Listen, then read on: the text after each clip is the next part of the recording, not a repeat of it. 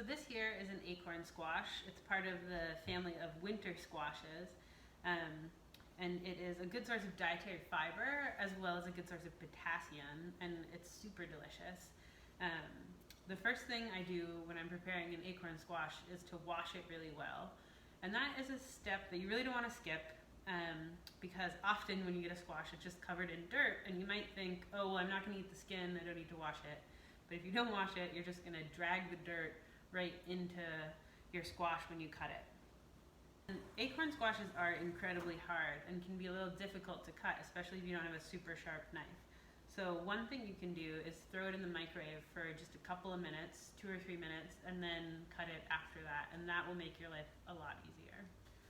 So here's my acorn squash, and I was very careful removing it from the microwave. I let it sit in there for just a minute before I took it out. I'm going to cut through this squash just like this, so I have the little stem up here and the point down here, and I'm just going to cut straight through the middle. And make sure you have your hands above the knife so you don't have them in the way, because this is still a little difficult to cut through.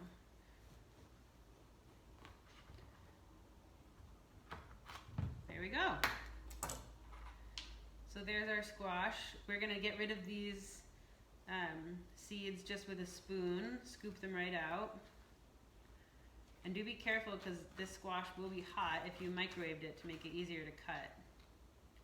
So my favorite way to prepare an acorn squash is with sort of some sweeter flavors.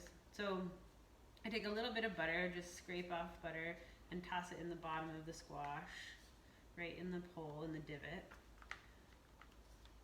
So I'm probably using, I don't know, maybe a teaspoon.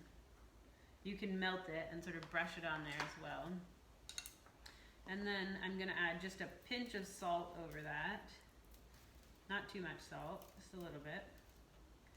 And then I'm going to add about a teaspoon of brown sugar to each one of those, and I'll just sprinkle that on. So what I add is just that teaspoon of butter, and then maybe 1 or 2 teaspoons of brown sugar and the sprinkle of salt. And then I'll bake this in the oven at 400 degrees for about an hour, just until it's really tender to the fork.